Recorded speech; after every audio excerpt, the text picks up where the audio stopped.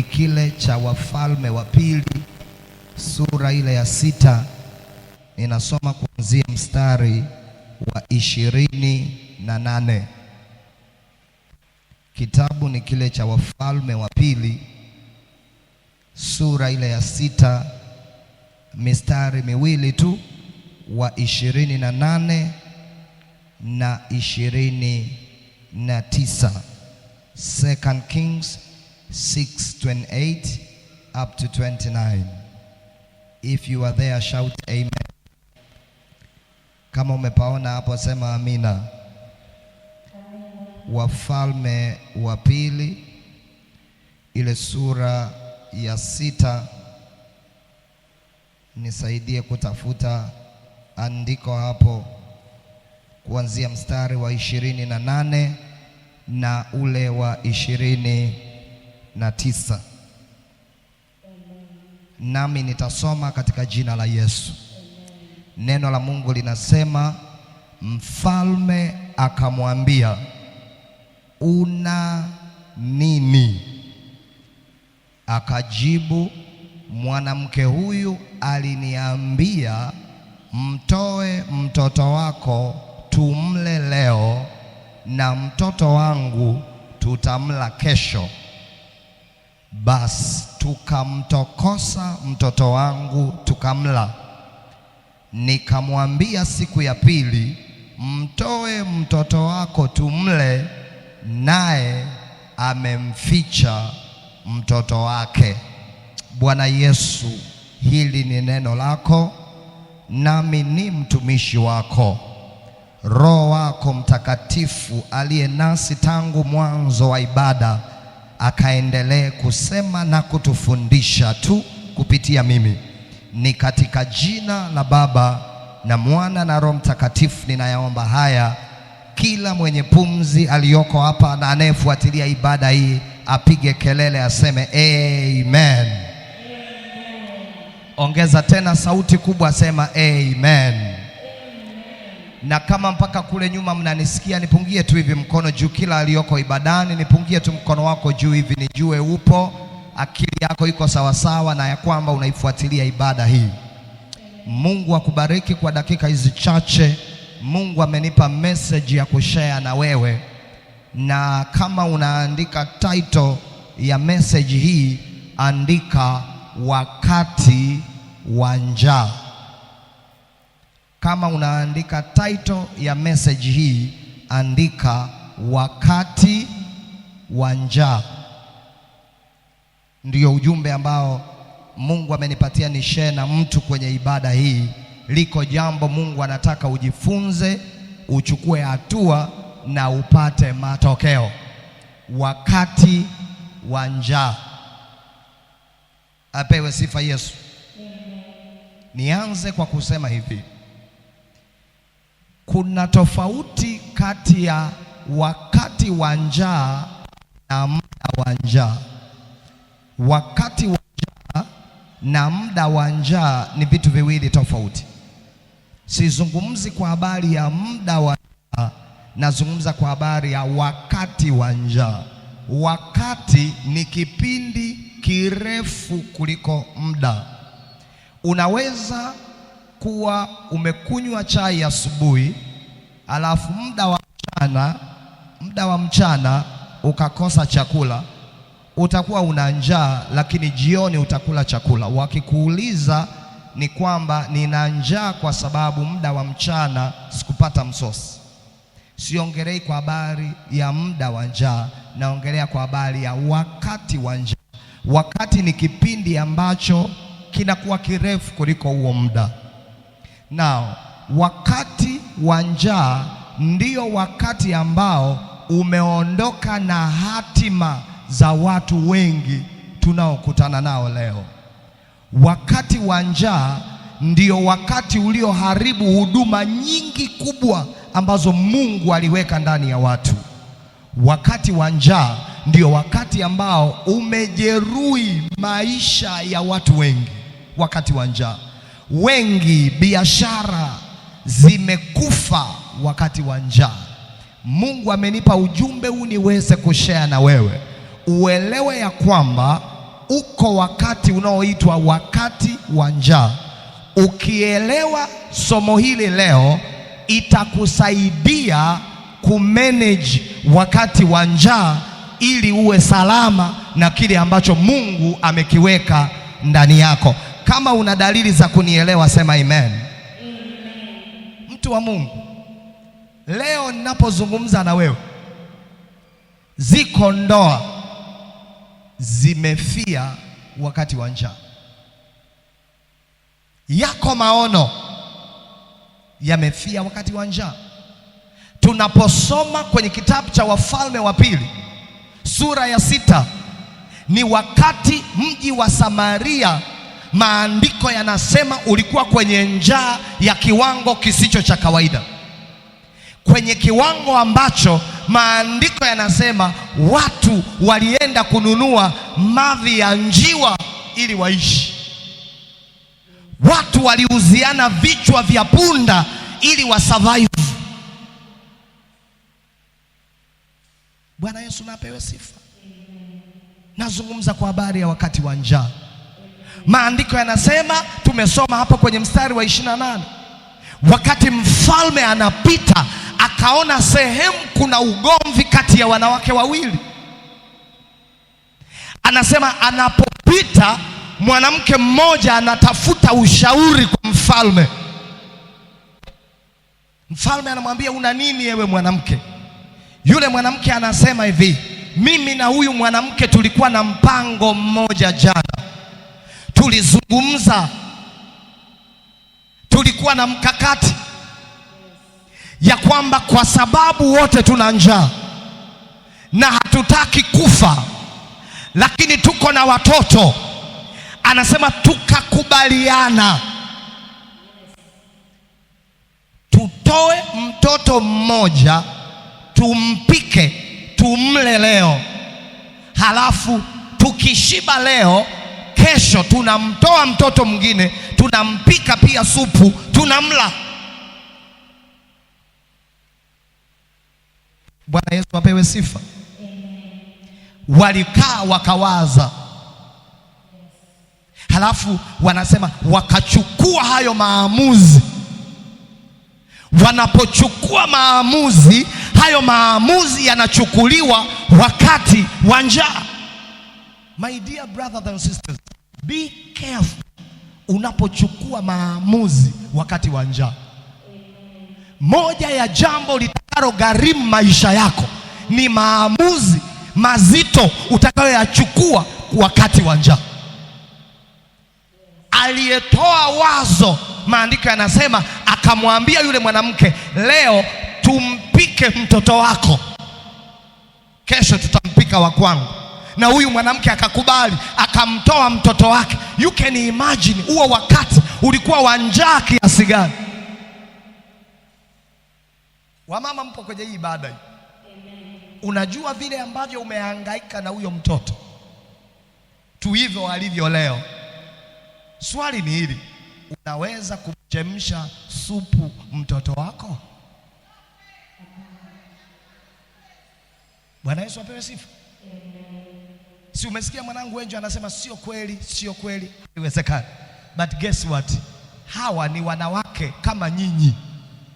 Walibeba watoto wao tumboni miezi kama mnavyobeba nyinyi, waliwapenda kama nyinyi. At the end of day, wakati wa njaa ulipofika, ukaamuru vitu ambavyo ukiwa umeshiba huwezi kuvifanya ever in your life.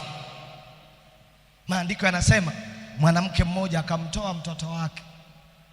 Mtoto, andiko linasema akatokoswa, akachemshwa, akafanya mchemsho, wakamla, biashara ikaisha. Wakalala, wakaamka, njaa zimeanza tena. Mama anamwambia mwanamke mwingine, anamwambia, jana tumechemsha mtoto wangu, mlete na wakwako tumpike. Hey. Mama akasema, sijakusikia vizuri, unajaribu kusemaje? Mtoe mtoto wako tumle. Mama nani, jana tumekula mtoto wangu, mlete na huyo wakwako tumle leo.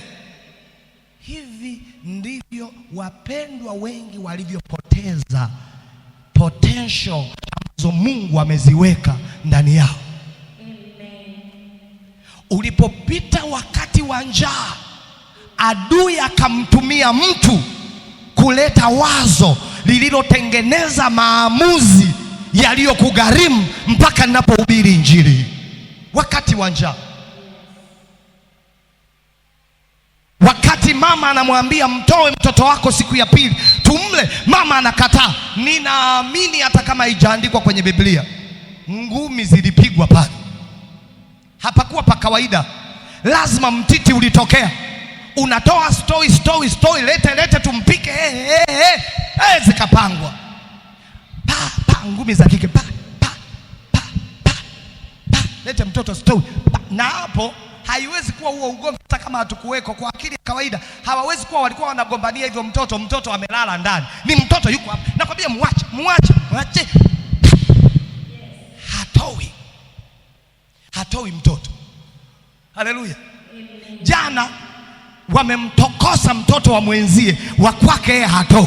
Nimekuja kukukumbusha mwanangu, likiweko wazo wakati wa njaa, aliyeleta wazo atangulie yeye kwanza.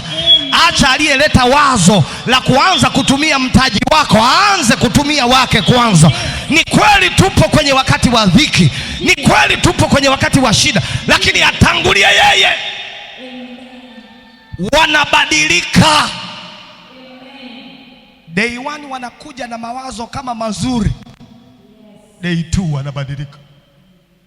Maamuzi unayoyachukua wakati wa njaa, it can cost your whole life. Ngoja nikuonyeshe mtu mwingine kwenye Biblia, mtu mwenye kitabu cha Ruth. Nisomee Ruth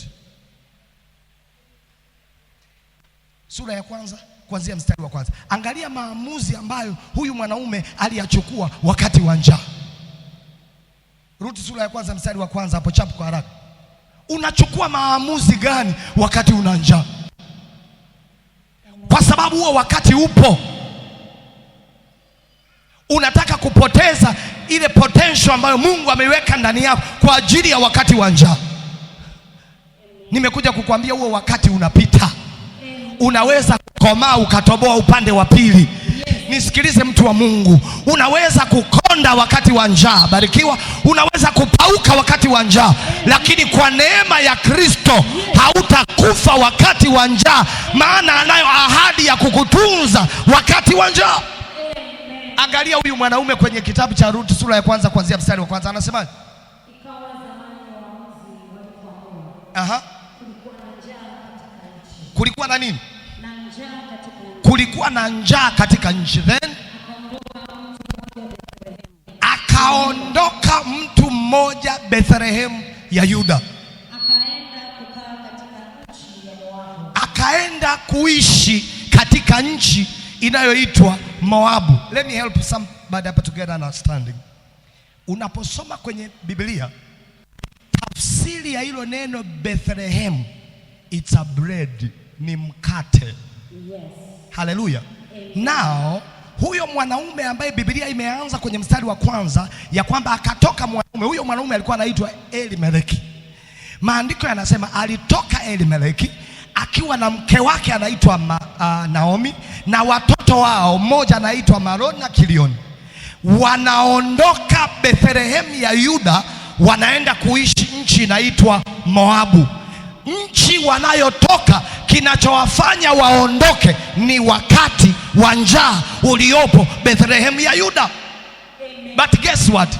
Wanapotoka kwenye hiyo nchi ya Bethlehem, tafsiri yake ni nchi ya mkate.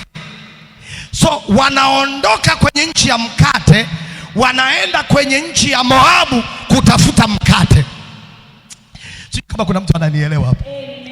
Wanatoka kwenye nchi ya mkate, wanaenda Moabu kutafuta mkate ili wasife. Wakati wa njaa, adui atakusikilizisha vitu utakavyochukua maamuzi yatakayogharimu maisha. Ngoja nikwambie, kama Elimeleki alikuwa na akili, kilichomfanya aondoke katika nchi ya Bethlehem ya Yuda ilikuwa ni wakati wa njaa, anaondoka akiogopa kufa, si ndio? Soma mstari wa 3, Ruti 1:3. Soma kama unaelewa ninachojaribu kufundisha. Akafanya nini? Akafa Elimeleki aliyeondoka Bethlehemu ya Yuda wakati wa njaa ili aende Moabu asife na njaa. The Bible says akafa. Kuna mtu ananielewa? Aliondoka ili asife. By the time alifika Moabu, yeye mwenye wazo kama baba, kama kichwa, maandiko yanasema kwenye mstari wa 3 akafa. Haleluya. Kama hiyo haitoshi, soma mstari wa 5. Soma tena. Soma tena.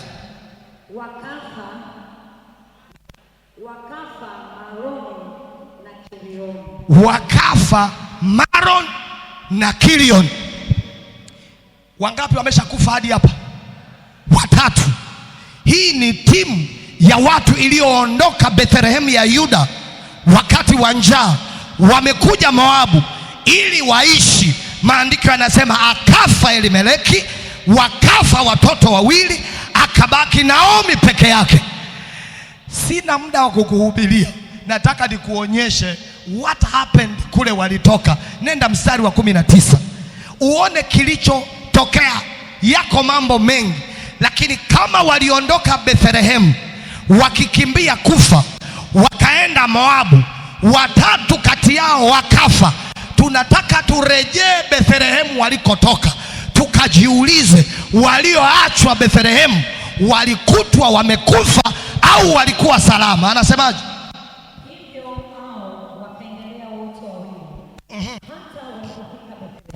Hata walipofika Bethlehemu. Na ikawa walipofika Bethlehemu, mji wote ulitaharuki. Rudilia tena.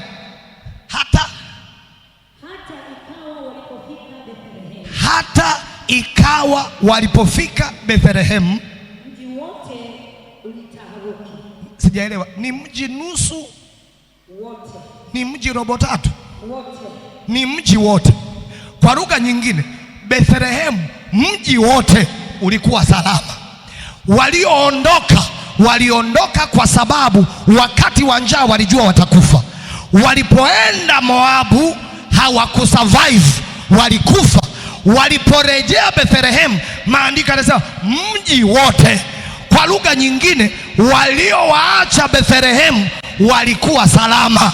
Nimekuja kukutangazia hapa, wakati wa njaa, double check maamuzi ambayo adui anakusikilizisha. Wako watu wataondolewa kwenye kampuni wakati wa njaa, wakiambiwa waende sehemu wakapate faida, kumbe adui anakupoteza. Pale unapotoka, neema ya Kristo ikiwepo, utapata kusurvive wakati wa njaa. Nimekuja kukutangazia hapa ya kwamba wewe kama mwenye haki wa Bwana hautakimbia mazingira kwa sababu ya njaa. Njaa itakuja na wewe utasurvive, itapita, itakuacha. Walioondoka wakikimbia watarejea, watakukuta imara zaidi ya ulivyokuwa jana. Mtu aseme amen. Kama Bethlehemu, maandiko yanasema tafsiri yake ni mkate. Mkate ni nani? Ngoja nikuonyeshe kwenye Biblia hapa ili mtu anielewe kwa uzuri kabisa. Nenda kwenye kitabu cha Yohana sura ya 6 mstari wa 32. Kitabu cha Yohana ile sura ya 6 mstari wa 32. Ngoja uangalie hapa, ujifunze kuconnect dot. Yesu akawaambia, anawaambiaje? Anasema amini amini nawaambieni. Si Musa aliyewapa chakula kile cha mbinguni. Aha. Bali Baba yangu anawapa ninyi chakula cha kweli Baba yangu anafanya nini? Anawapa chakula cha kweli kitokacho mbinguni. Wanangu wazuri, nataka niwaambie, yuko Mungu ambaye ni provider kwenye maisha yetu. Mpendwa unayenisikiliza, uko wakati wa njaa utaupitia, lakini wakati wa njaa Yesu huwa haendi likizo kwenye maisha yako. Anasema upitapo katika maji mengi hayatakugharikisha. Kwa nini yasikugharikishe? Kwa sababu anapita na wewe katikati ya maji mengi. Kwa hiyo wakati wa njaa kwenye maisha yako, bado Yesu ni Bwana na Mwokozi wa maisha yako. Amen. Unaamuaga nini wakati wa njaa? Ni maamuzi gani unayachukua wakati wa njaa? Ziko chumba nyingi zimepotea wakati wa njaa. Ukamwangalia mtu namna hiyo, ukampima, ukasema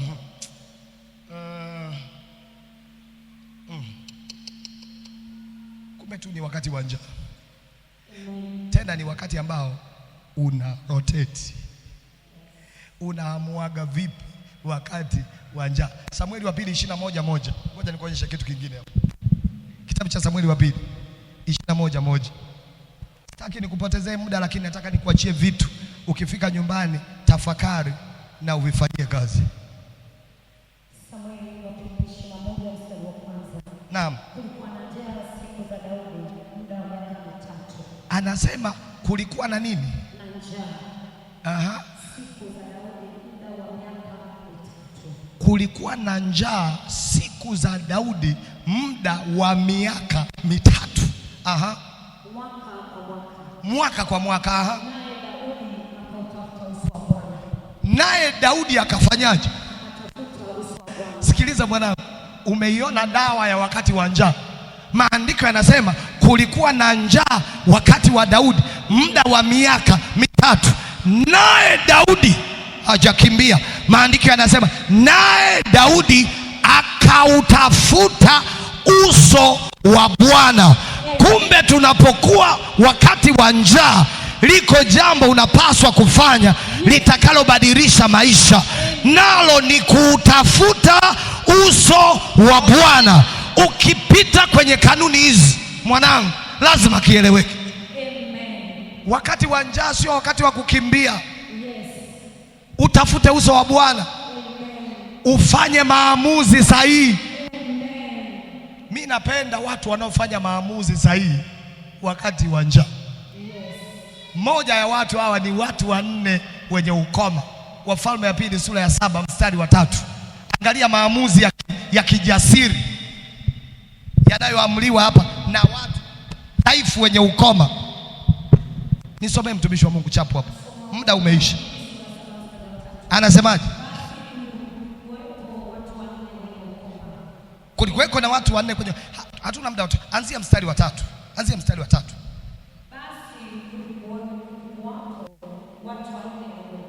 Kulikuweko na watu 4 wenye ukoma kwenye lango la mji. Wakasemezana, wakoma wanasemezana, mbona tunakaa hapa hadi tufe? Soma. Tukisema tutaingia mjini na njaa, nasi tutakufa huko. Jamaa wanaposemezana anasema hivi, tukisema tuingie town kuna njaa, tutakufa. Naongea wakati wa njaa. Yes. Watu 4 wenye ukoma. Maandiko yanasema kuanzia mstari wa 3 kitabu hicho cha Wafalme wa pili sura ya 7. Basi walikuweko watu 4 wenye ukoma nje ya lango la mji, wakasemezana, mbona tunakaa hapa hata tufe? Tukisema tutaingia mjini mna njaa, tutakufa.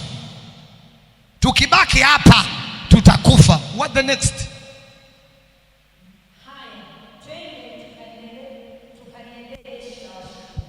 Angalia, hawa ni watu 4 dhaifu. Wanasema tukienda mjini tutakufa na njaa, tukibaki hapa tutakufa na njaa. Option ya kuhama mji hatuna. Lakini around sisi liko kambi la jeshi la Washami. Hatuhami mji, sisi tunataka tuwafesi maadui. Yes. Hiyo kambi sio yetu, lakini kwa sababu tuna njaa hatutoroki nchi. tunaifesi kambi ya jeshi iliyoko hapa hapa town, ili majibu ya maswali yetu yapatikane pale. Nimekuja kukwambia nini mwanangu? Uko uamuzi utakaoleta badiliko kwenye maisha yako, ni uamuzi wa kijeshi, hata kama sio mwanajeshi. Watu dhaifu wanne wenye ukoma wanasema haya, twende tukaliendee jeshi la Washami. Anytime when you read in the Bible na Biblia iseme ni jeshi la Washami, maana yake ni wanajeshi wenye silaha, wana makombola kama yalikuwa siku hizo yako makombola. Yes. Alafu watu dhaifu wanne wanasema twende tukaliendee jeshi la Washami. Wana njaa, lakini wakati wa njaa sio wakati wa kubweteka. Amen. Katafute kwenye hilo andiko, uangalie kwenye mistari iliyoko hapa, utafute kama kuna sehemu alisema twende tukaliendee jeshi la Washami, tukawabembeleze watupe chakula, au tukawaombe watupe chakula, au tukagalegale watupe chakula. Tafuta kama utaona hilo andiko. Bali Biblia inasema, wanasema twende tukaliendee jeshi la Washami, wakituhifadhi hai tutaishi, wakituua flesh ngoma draw tungekufa tu kama ambavyo tunakufa hapa. So inukeni wanangu, tunaelekea kwenye kambi ya jeshi la Washami. Kumbe wakati wa njaa mwanangu ni wakati wa kutomuogopa tena adui. Kwa nini? Kwa sababu kwanza amecreate njaa ili ufe. Ukiamua kufa kwenye hiyo dhiki utakufa. So kuliko ufie kwenye hiyo dhiki, tunamwambia adui sisi ndiyo kile kizazi cha watu watakao kufa mbele kwa mbele. Haijalishi situation tulionayo, lakini sisi tunakuja kukufesi. Tunawaibukia kwenye vilinge vyao, tunawaibukia kwenye madhabahu zao, tunaenda kuwatangazia huko waliko ya kwamba tuna haja ya kurejesha biashara zetu, tunataka kurejesha ndoa zetu, tunataka kurejesha afya za watoto wetu. Chochote ambacho adui ameshikilia tunawafesi ili kukirejesha by force, by fire. Somebody shout amen. Amen. Twende tukaliendee jeshi la Washami. Amen. Hamna muda wa kupoteza. Yes. Nisikilize. Wanaondoka watu dhaifu wenye ukoma, wanaenda kwenye kambi ya jeshi. Wako kwenye wakati wa njaa. Si ndio wakati ilibidi walale waseme tunahitaji msaada, mashirika ya Umoja wa Mataifa yatuletee chakula. Amen. Tuko nje ya lango la mji, tunahitaji watu watoke mjini wajue kuna wakoma dhaifu. But guess what? Wakati wa njaa maandiko yanasema ndani ya mji wa Samaria kuna njaa, pale walipo pana njaa. Nobody can take care mtu mwingine. Nataka nikwambie, unapita kwenye situation ambayo hakuna mlokole wa kusimama na wewe, kwa sababu na wao wanazo situation kama unazozipitia. Kile unapaswa kufanya, mwanamke, funga kanga tumboni, uinuke kwa ujasiri. Unamwambia adui yoyote aliyeshikilia hatima yangu, adui yoyote aliyeshikilia uchumi wangu, aliyeshikilia biashara, na kuja kama kifaru kisicho na breki. Yoyote aliyoko mbele yangu, mambo ni mawili, apishe nichukue, au tunapita naye 120. Hiyo neema iwe juu yako kwa jina la Yesu. Hakuna adui wa kukuzuia, maana uendi kichwa kichwa, unaenda na neema ya Kristo. Mtu aseme amen. Amen. Hallelujah. Mabinti zangu wazuri mlioko hapa, amen. Listen to me. You are so beautiful by the way. Amen. Ndoa haitakiwi kuwa ya kuungaunga na super glue. Yes. Kujikomba komba kwa mwanaume kisa hakuoe, sio type ya hivyo unaonekana. Amen. Hallelujah. Hivi mnanielewa ninachosema? Amen. Now, sema tu adui anachofanya kwenye maisha yako ni nini? Yes. Adui anachokifanya kwenye maisha yako, anakusikilizisha kitu kitakachokufanya uchukue maamuzi utakayoyajutia. Yes. Ndiyo maana unaenda kujibembeleza kwa mtu. Anielewa mwanangu vizuri? Amen. Hamna kujibembeleza. Amen. Haleluya. Amen. Kwa nini wao wasijibembeleze? Yes. Nisikilize, sometimes when you humble yourself too much, unawafanya watu wakupige danadana. Hivi kwa akili ya kawaida, kwa akili ya kawaida nikuulize wewe binti ulioko hapa, kama sio kujishushia hadhi ni nini? Hivi unajuaga vile viwango vya binti unapewa funguo ya geto la mshikaji, yani nitakukuta, yani hivyo ni kushushwa hadhi kwa kiwango cha mwisho. Amen baba, sema tupone. Yani na wewe atanikuta kijamaa kinajizululisha huko 6655 na nusu. Amen. Kinakuja kukukuta geto, hakija kuoa eti napendwa. Mwanangu, unapendwa, unatangulizwa. Amen baba. Amen. Anakupenda, anakutanguliza. Amen baba, baba, baba, baba, baba, baba, baba, baba. Bado hujaelewa hizi ngoma. Yes. Hujaelewa hii ngoma. Hujaelewa hii ngoma. Bahati mbaya zaidi, bahati mbaya kubwa tulionayo iko both ways. Yes. Barikiwe mwana. Mbaya zaidi sasa hivi kuna vijana pia wanatangulizwa. Hiyo Yes. ndio inauma. Ndio baba, sema tupone. Yaani mtoto wa kiume unapewa funguo ya geto la mdada. Yes. Utangulie. Na wewe unapika. Mbaya zaidi wadada wanapokaaga nyumba ina wapangaji wengi. Yes. Ili uingie unajichekesha chekesha kwa majirani ili waanze kukuzoea. Amen baba. Unalala na unaota ndoto kwenye geto la mwanaume. Sema tupone baba. Amen. Kwa nini unachukua hizo hatua? Kwa sababu uko wakati wa njaa. Huyo binti kwa sababu anatua 5,500 anakupeleka mzobe, yes. Anakutanguliza na wewe unatangulia. Kama hautapona kwa maneno haya, yes. Nataka nikwambie mwanangu, kama hautapona kwa maneno haya, ndio baba, hakuna maneno ya kukuponyesha. Yes. Hautakuwa na maneno ya kukuponyesha. Yes baba. Ni lazima ujue niko kwenye wakati wa njaa, lakini katikati ya huu wakati wa njaa Bwana nitakutana naye hapa. Amen. Ataambatana na mimi kupata majibu, yes. Ya maswali nilionayo.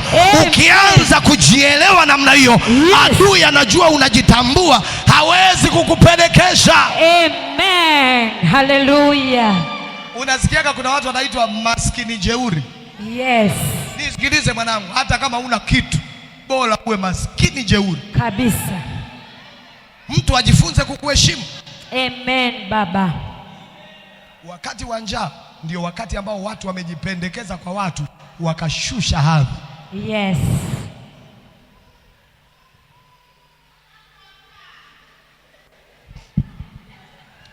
Mama yangu Amen. Mama Mchomvu yuko hapa. Where is Mama Mchomvu? Yuko pale Mama Mchomvu. Yule pale. Mama anajua muziki wangu kabla nioe. Nilikuwa church moja. Anaujua muziki wangu wakati nataka kuoa. Kuna mabinti walikuwa wana push tugali tutamu. Wananiangalia, nyinyi tumekutana sasa hivi nimezeeka. Mimi nilikuwa handsome nyinyi. Amen baba. Kwa hiyo muulizeni Mama Mchomvu anajua. Na kwa sababu mama yangu mimi namheshimu miaka yote huko, amekuwa mama yangu bora kabisa. Sasa kwa sababu watu wanajua huyu mama ana ukaribu na Masanja, inabidi wapitie kwa mama kujaribu kujionyesha kwa, unajua kuna kastaili wa dada wanako wanajiegemesha kwa mama mkwe kama wanampenda sana, ili ile love is spread. Amen. Kwa hiyo mimi mwenyewe master namwangalia mama, naona mbona mama kama anapiga sana story na huyo binti, alafu kuna namna ile unajua ukikatiza. Mimi wanangu naambia hivi, mnaona hii kutembea hivi ninavyotembea hivi, nimeanza tu baada ya kuwa mchungaji. Mimi nilikuwaga sitembei hivi, mnaona. Amen baba. Si unaenda kwenye ujana, kuna namna ilikuwa nikiingia mito ya baraka viatu vinaanza kuisha huko pembeni, kwanza sikanyagi soli nzima, yani kuna namna yani unavyotembea. Yes. Si unaelewa? Kwa nafikiri huyu yani Monica angenielewa. Hivi kikawaida. Kwani Mwanza ulikuwa na watu wangapi? Yes baba. Mimi nilikuwa naigiza kwenye TV kama Msukuma. Mimi sio Msukuma, lakini mikato yangu nikutana na binti wa Kisukuma, kuna namna na herufi ninavyozipiga kama Msukuma, sio Msukuma hiyo. Yes. Niangalia namna. Amen. Alafu unajua msichana utakiwa kumwangalia macho mazima yote, umemkazia. Kuna namna kama unamwangalia kumbe umwangalie. Haleluya. Apewe sifa Yesu. Na wafundisha mbinu. Haleluya. Amen. Mimi ningekuwa mtu mwepesi, ndio maana nimwambia mamangu yule, ningekuwa mtu mwepesi, ningekuwa nimeoa zamani sana watu wenye magari. Hapo hiyo time sio mimi na magari. Elewaga. Yes. Yaani kuna wadada wakali wana magari, mimi sina gari. Lakini nikijichungulia ndani naona kabisa mimi nina magari. Ndani yangu nina magari. Nikimwambia mtu hawezi kunielewa. So mdada anayekuja kwa sababu tu ana gari, ilikuwa kwangu naweka X kwa sababu najua mimi ndani nina uwezo wa magari. Alafu magari waliokuwa nayo yalikuwa ya kawaida. Yaani tu gari tu kidada tu. Tudogodogo tu. Mimi nikicheki ndani naona sasa jiulize hivi, yaani sasa hizi ningekuwa nilioa mdada kwa sababu ana gari. Mimi nina gari hata sizikumbuki zingine nani anaendesha. Hata ningekuwa nimemuoa mtu kwa ajili ya magari. Amen. Sio mtumwa kwenye hiyo ndoa. Mtumwa. Usiku unalala ukitaka kumgusa mtu akifanya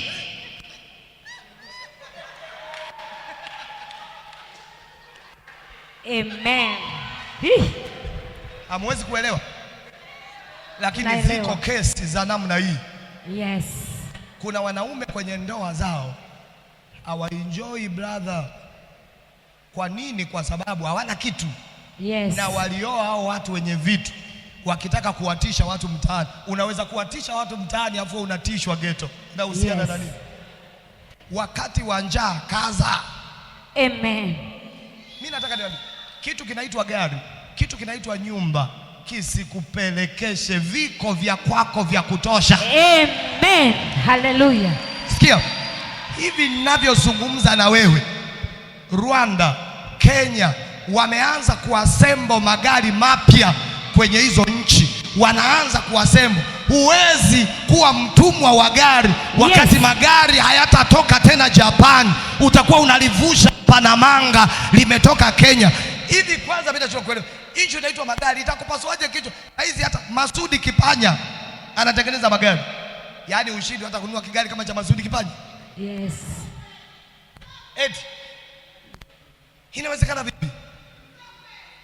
Lakini kwa nini tunaweza kupita kwenye hizo ruti? Wakati wa njaa. Wakati wa njaa waimbaji mnaonekana kama maisha yamefika mwisho. Yes. Unaimba unafikiri hamna mtu anayekuona, wanakuona, ila ni wakati wa njaa. Mungu anataka ukomae na utakatifu kwenye huo wakati wa njaa, ili atakapokuvusha uwe na ushuhuda. Waliojirahisisha nyakati za njaa walipotea. Maandiko yanasema Elimeleki akafa, watoto wawili wakafa, akabaki mwanamke peke yake. On top of that, wake wa Malon na Kilion ndio anarudi nao kwenye mji wake. Maandiko yanasema anapoingia Bethlehem ya Yuda anawakuta aliyewaacha wakiwa wana afya tele. Nimekuja kukutangazia hivi, wako watu walikukimbia, wako watu walikuacha, wako watu walikutelekeza. Watakaporejea watakukuta na heshima ambayo haukuwa nayo kabla. Watakukuta na viwango ambavyo haukuwa navyo kabla. Maana yuko Jehova anaambatana na wewe kwa jina la Yesu. Piga kelele, sema amen. Amen. Kwa sababu ya njaa ya ndoa, kuna watu wana njaa ya ndoa. Nenda ubarikiwe Bwana. Yes. Kwa sababu ya njaa ya ndoa, Yakobo akapewa mke ambaye hakumchagua. Jamaa lina njaa ya ndoa. Yes. Likaambiwa fanya kazi miaka 7. Miaka 7 inakamilika. Ilipokamilika akaenda akamwambia baba, miaka 7 imeshakamilika. Ana njaa ya ndoa. Akamwambia tangulia geto tunaleta. Yakobo kaenda geto, kikaletwa kitu akimuhusu. Asubuhi anacheki. Kwa nini? Kwa nini? Ni kwa sababu ya njaa ya kuoa. Hupaswi kuoa kwa ajili ya njaa. Unapaswa kuoa kwa sababu ni wakati ambao mbingu zimekusudia uingie kwenye ndoa. Amen. Wakisema umri unaenda, mwambie atembee kama umri unaenda, hakuache. Yuko Mungu aliyepanga mipango ya maisha yako, ambaye hababaishwi na umri, maana yeye ni Bwana wa muda. Yeye ndiye anayepanga time na majira. Yeye ndiye anakusudia nini kije, nini kiondoke. Usipelekeshwe na muda. Yes. Usiingie kwenye ndoa kwa sababu ya njaa. Amen. Anataka fresh, hataki atembee. Yes. Sio, unanielewa? Amen. Madaktari tunao hapa. Tunao madaktari hapa. Kwa takwimu za kitabibu, hakuna mtu aliyepata madhara kwa kutofanya mapenzi kwa muda mrefu. Yes. Hayuko. Au daktari nakosea? Labda tufanye, labda nakosea. Yaani kwamba eti usipofanya mapenzi kwa muda mrefu utapata madhara. Kuna watu wahuni wakipita na kuangalia hivi, wakiona una vichunusi, wewe umalaya tu. Na wewe ukijiangalia, unasema labda kweli. Nani alisema chunusi zinahusiana na kufanya mapenzi? Kuna majitu yapo kwenye ndoa yana chunusi kama kawa. Yes. Amen, baba. Ushauri. Hivi vichunusi hivi. Shauri zako utaharibika uso wote. Mwambie na niharibike. Kuna ubaya gani? Acha niharibike. Lakini ninayo mipango hapa. Kuna uhusiano ninautengeneza na Jehova hapa. Acheni kuvuruga mahusiano yangu na Bwana. Yes. Nisikilize, ni lazima uwe mbishi. Wakoma wakasema, haya twende tukaliendee jeshi la Washami. Wakituhifadhi hai tutaishi, wakituua na tufe tu. Waweko watu majasiri ambao hawapelekeshwi wakati wa njaa. Amen. Haleluya. Wakati wa njaa ndio wakati ambao Esau aliuza hatima ya uzaliwa wa kwanza. Wakati wa njaa, maandiko yanasema Yakobo akaja na msosi mtamu. Esau alipouangalia hivi akaja, mwanangu nipe msosi nile. Kumbe Yakobo alikuwa anautamani ule uzaliwa wa kwanza, ila anasubiri mtu aingie kwenye 18. Adui amejistation somewhere, anakusubiri uingie kwenye 18. Ndiyo maana wakati Esau anaomba chakula, aliyezungumza kwa habari ya niuzie haki ya uzaliwa wa kwanza sio Esau, ni Yakobo. Kumbe Yakobo alikuwa anaitamani hiyo fursa, ila anamsubiri aingie kwenye 18. Yakobo hakusema vitu viwili au vitatu, alisema kitu kimoja tu ambacho ni haja ya moyo wake. Yuko adui hivi ninavyozungumza, amejistation sehemu, anakusubiri uingie kwenye wakati wa njaa ili akulipue. Ninatangaza kama nabii wa Jehova, hivyo vikao vitabatilika. Neno la Bwana linasema maneno yao hayatatimia, na shauri lao halitakuwa. Kwa jina la Yesu itakuwa hivyo kwako. Sema amen.